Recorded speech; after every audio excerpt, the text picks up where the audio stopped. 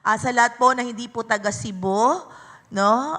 Ito po ang aming ipinagmamalaki, ang lechon ng Cebu. Magandang umaga po sa inyong lahat. Isang karangalan na humarap po sa inyo at ipakilala po ang sabi natin, hindi nawawala kapag sa hapagkainan, kapag merong mga handaan, lalo na kapag pista, birthday, no, meron talagang nakahigang lechon. So sana po maipakilala ko sa inyo kung paano po ginagawa ang lechon dito sa Cebu at nang lalo pa po kayong mapatakam na pagkatapos nito kailangan na ninyong matikman, no? Sige. So muli magandang umaga po sa inyong lahat. Hayaan niyo po akong ipakilala po sa inyo kung paano po namin ginagawa ang lechon dito sa Cebu. Sige. So, mahalagang bahagi ng kulturang Pilipino ang sama-samang paghahanda at pagsasalo-salo ng pagkain sa iba't ibang pagdiriwang gaya ng pista, kasal, binyag, kaarawan, at nagsisilbing pantawid gutom, kundi simbolo rin ng pagkakaisa, pakikipagkapwa at pagkakilanlang kultural ng isang pamayanan. Ayon kay Sartut, 2016, ang pagluluto at pagbabahagi ng pagkain isang makabuluhang gawaing panlipunan na nagpapahayag na ugnayan ng pagpapahalagang Filipino. So isa sa pinakatanyag na pagkain sa pagdiriwang ang lechon. Kilalang Cebu bilang isa sa mga pangunahing sentro ng paggawa ng lechon sa Pilipinas dahil sa natatangi nitong lasa. You can compare later, no? Sa pag-uwi nyo sa inyo. Sa paraan ng paghahanda at tradisyong kaugnay ng paglilechon. So ang Cebu lechon ay hindi lamang isang produktong pangkulinarya kundi isa ring mahalagang bahagi ng lokal na kultural at ekonomiya. Sa proseso ng paglilechon, nabubuo at ipapasa ang iba't ibang kaalaman, kasanayan at terminolohiyang ginagamit ng mga sal o manglilechon. So ibig sabihin, ang paglilechon dito ay ipinapasa mula sa isang henerasyon patungo sa isang henerasyon. Tulad na raman ng Rico's Lechon. Ano pa yung mga iba pang CNT Lechon. Ang dami pang mga lechon na nandito na ipinasa lamang mula din sa kanilang mga kanununuan. Sa larangan ng socio-linguistika, mahalagang pag-aralan ng mga terminolohiyang ginamit sa isang partikular na gawain sapagkat ipinakikita nito ang ugnayan ng wika at kultura. So ang mga salitang ginagamit ng mga sal ay hindi lamang simpleng bokabularyo, kundi sumasalamin sa kanilang karanasan, kaalaman at pakikisalamuha sa kapaligiran. So ang katawagang may kaugnayan sa pagpili ng baboy, paghahanda ng sangkap, pagkontrol ng init, paggamit ng panggatong at wastong paghawak ng pagkain ay nagtataglay na kaalamang ekolohikal na malaga sa pagpapanatili ng kalidad ng produkto at kaligtasan ng mamimili. So sa kabilang bandang paglilechon ay maaaring tingnan bilang bahagi ng lokal na ekolohiyang pampagkain. Ang prosesong ito ay nakasalalay sa iba't ibang sangkap at likasyaman tulad ng baboy, tubig, kahoy, uuling na panggatong at iba pang materyales. No? Kaya sabay nito ang lumilitaw ng mga usaping pangkapaligiran, gaya ng paggamit sa enerhiya, paglikha ng usok, pamamahala ng basura, at responsableng pagkonsumo ng malakas na yaman. My dear audience, ito po talaga sa probinsya, no, ganito po nila niluluto yung lechon. Isang sakong uling, talagang no, tapos ganyan gagatong, and then paikot-ikutin.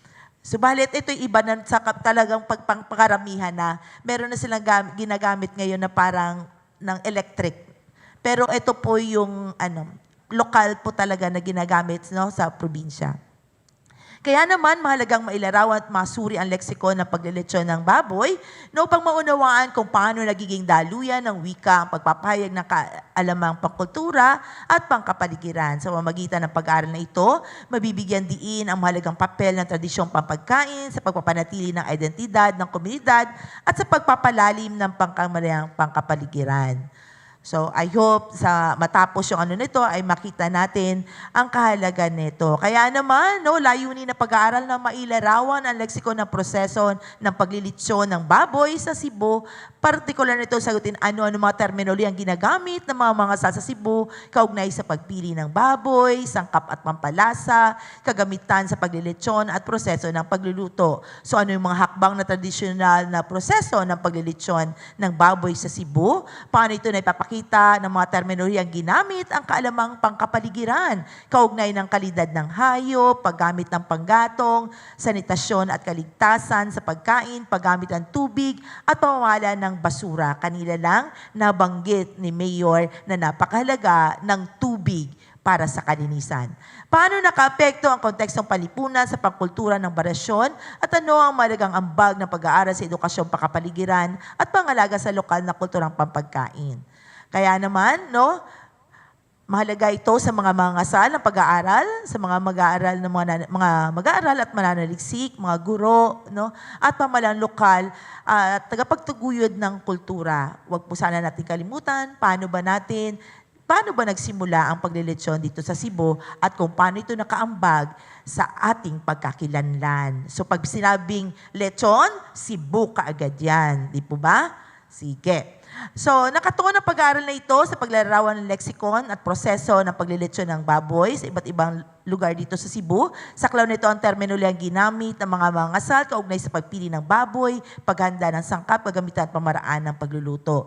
So, ang ginamit na disenyo ng panaliksik ay deskriptibong disenyo ng panaliksik upang mailarawan at masuri ang mga terminolohiyang ginamit sa paglilitsyon ng baboy sa Cebu at ang kaalamang pangkapaligiran na nakapaloob dito. So, yung mga kalahok ay binuo ng mga piling mangangasal, lechoneros, mula sa iba't ibang bayan at lungsod ng Cebu. Cebu City, Lapu-Lapu, Danao, Bugo, Talisay, Minglanilla, Midilien, Pinamungahan, Carmen, Dalagete, Mualboal, Carcar, Bantayan at Argao. During that time talagang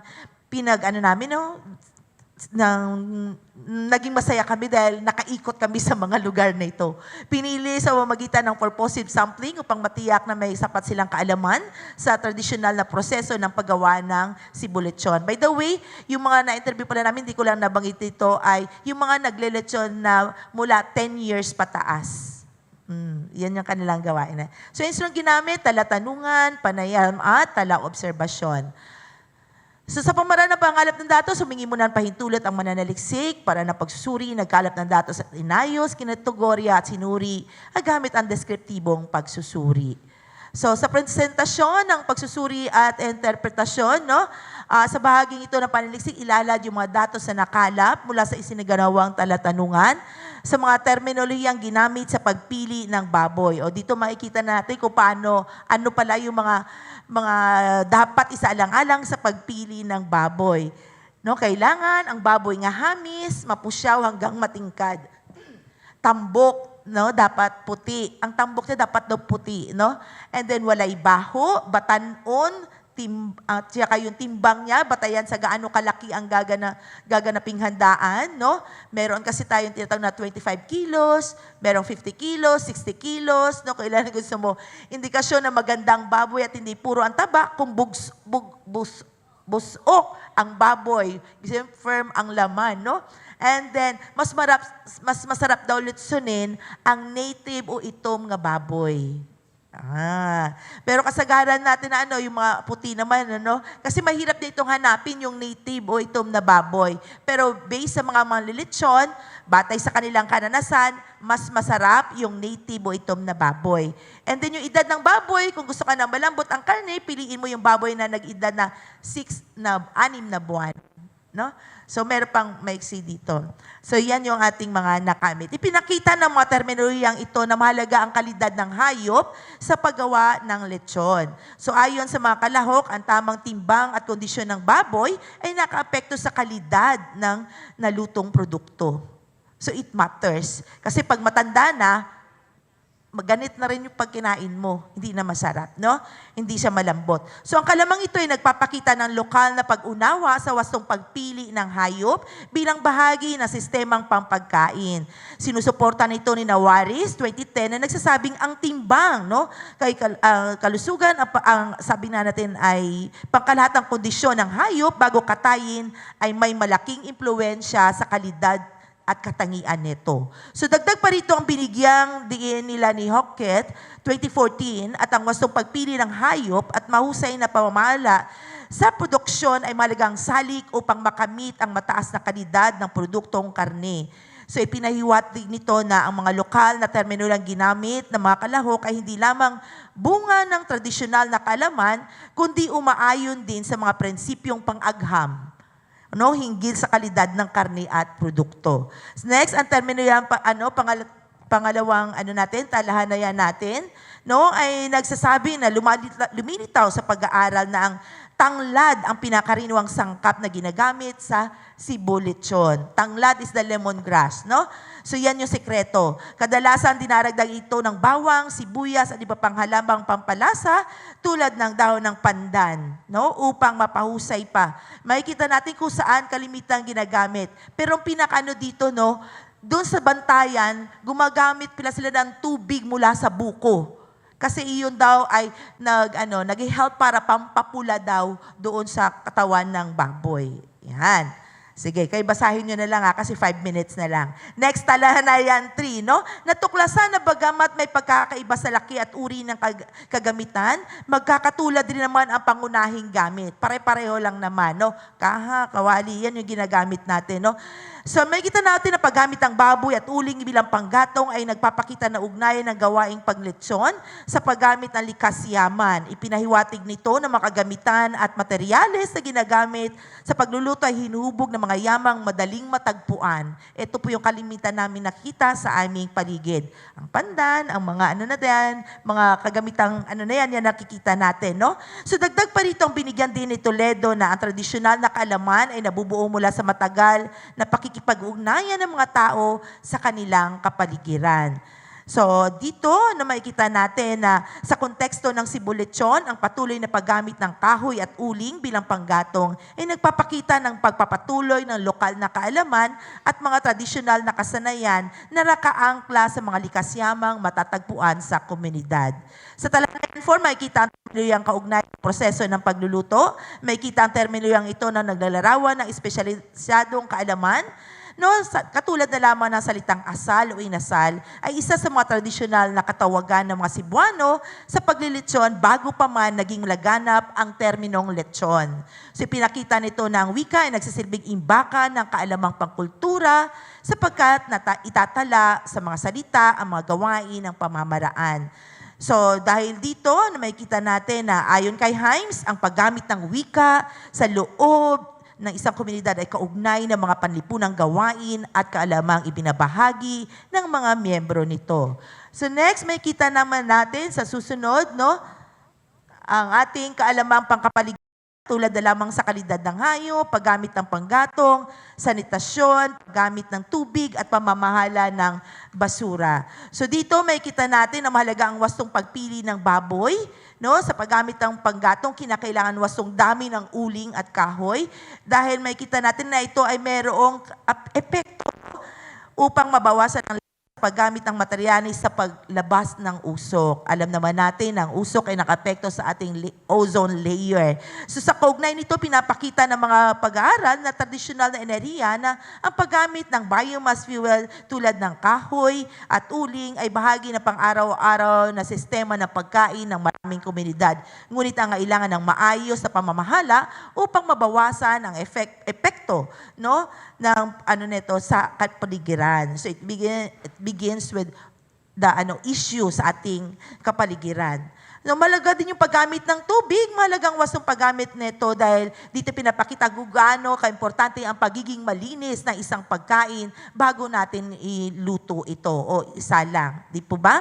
So kaya naman, the time is up na siguro, May kita natin dito, ang batayan dito na ang kondisyon ng hayop bago katayin sa kabila ng kalusugan at timbang nito ay may malaging epekto sa kalidad ng karne tulad ng lambot. At ang paggamit ng panggatong ay binigyan ng Food and Agriculture Organization ng paggamit ng biomass fuel tulad ng kahoy at uling ay bahagi na ng kabuhayan. Kaya dapat nating isaalang-alang ang paggamit nito na hindi ito maabuso nang sa ganun hindi maapektuhan ang ating kapaligiran. Sa ating sanitasyon, mahalaga din na ligtas ang paghawak ng pagkain, Kaya naman, dito sa lagop at konklusyon, nandito na tayo sa lagop at konklusyon dahil tapos na tayo, ay makikita natin na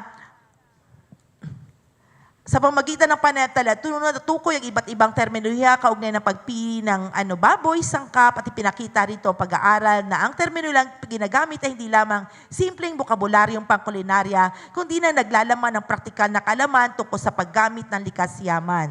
So dahil dito, sa konklusyon, natuklasan ang leksikon ng paglilitsyon sa Cebu ay isang natatanging baryasyon ng wikang umusbong mula sa karanasan at kultura ng mga mangangasal. Ang mga termino ang ginamit ay nagsisibing imbakan ng lokal na kalamang teknikal at ang paglilisyon ng baboy ay hindi lamang gawain pangkulinarya kundi bahagi ng lokal na ekolohiyang pagkain. Ang socio-linguistikong pananaw ay epektibong balangkas na pag-unawa at ugnayan ng wika at kultura. Kaya naman batay sa resulta ng pag-aaral, maaaring magsigawa pa ng maraming pagpag-aaral tungkol sa dokumentasyon ng terminolang ginamit ng mga ngasal sa iba't ibang bahagi pa ng Cebu. Kasi konti lang naman yung aming ginamit. So sana nagutom po kayo sa umagang ito at inaasahan ko po na bumili kayo ng lechon ng Cebu. Maraming salamat po.